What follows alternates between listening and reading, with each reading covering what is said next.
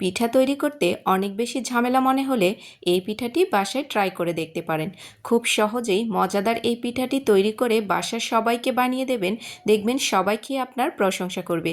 আর খেতেও পিঠাগুলো অনেক বেশি মজাদার, দেখতেও দেখুন অনেকটা চাঁদের মতো। পিঠা তৈরি করার জন্য প্রথমে এখানে নিয়ে নিয়েছি 2 চা চামচ চিনি গুঁড়া পোলার চাল। চালগুলোকে আমি প্রায় আধা ঘন্টার মতো ভিজিয়ে রেখেছিলাম।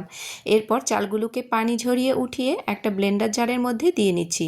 এখানে অল্প পরিমাণ পানি দিয়ে চালটাকে একদম মিহি পেস্ট বানিয়ে নেব। চুলার মধ্যে বসিয়ে নিয়েছি 1.5 কাপ পরিমাণ লিকুইড দুধ। দুধটাকে একটা বলক উঠিয়ে নেব। তো আমি আগে কিছুটা জাল করে রেখে দিয়েছিলাম, এই জন্য উপরে কিছুটা সর পড়েছে, তাতে কোনো সমস্যা নেই। এখন দুধটাকে একটা বলক উঠিয়ে নিয়েছি। এরপর চুলার জালটাকে একদমই লো করে দিয়ে যে চালটা আমি গুঁড়ো করে রেখেছিলাম এখানে পানি সহ পুরোটাই দিয়ে নেব।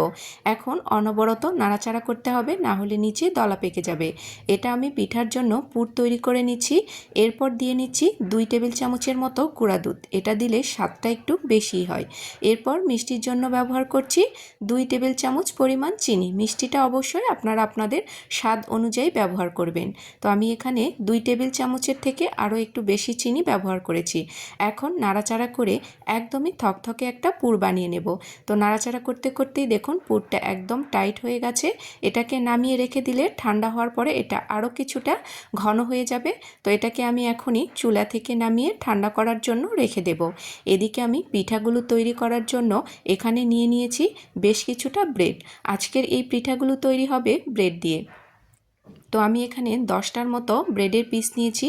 তো একটা করে পিস নিয়ে এভাবে বেলুন চাকির উপরে রেখে ভালো করে এই রুটিটাকে বেলে নিতে হবে।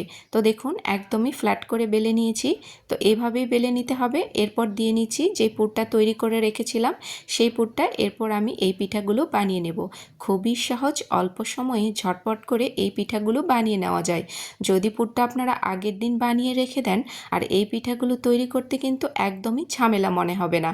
তো দেখুন আমি এখন পিঠাটা কেটে নিচ্ছি।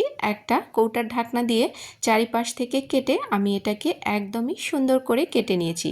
তো দেখেই বুঝতে পারছেন পিঠাগুলো কতটা মজাদার হবে। আর পিঠাগুলো কিন্তু বানানো খুবই সহজ, যে কেউ তৈরি করতে পারবেন আর খেতেও বেশ ভালো। তো আমি এক এক করে সবগুলো পিঠাকেই একই রকমভাবে বানিয়ে নেব। তো দেখুন পিঠাগুলো বানানো হয়ে গেছে, একটা প্লেটের মধ্যে উঠিয়ে নিয়েছি।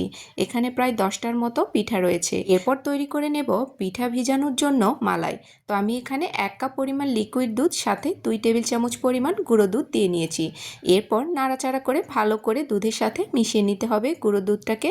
আমি এখানে 3 থেকে 4 মিনিটের মতো এই দুধটাকে জাল করে নেব। তো দেখুন কিছুটা ঘন হয়ে এসেছে। এখন এর মধ্যে আমি মিষ্টির জন্য ব্যবহার করছি চিনি প্রায় 3 টেবিল চামচের মতো। যেহেতু পুরের ভেতরেও কিছুটা মিষ্টি রয়েছে, মিষ্টিটা অবশ্যই আপনারা আপনাদের পছন্দ অনুযায়ী ব্যবহার করতে পারেন।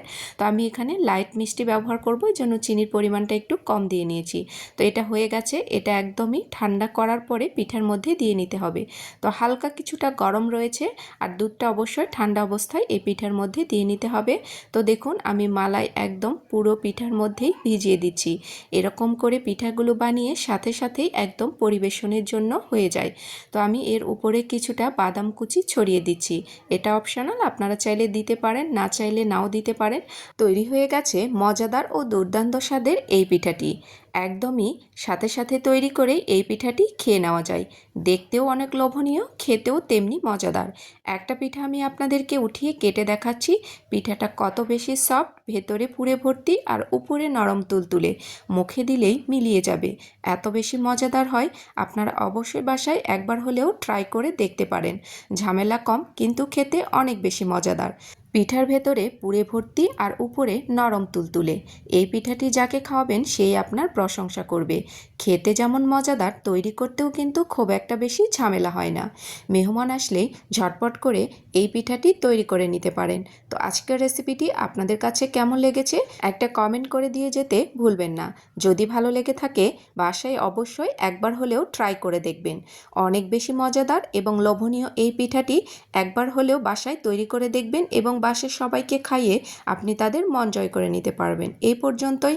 আল্লাহ হাফেজ। আসসালামু আলাইকুম।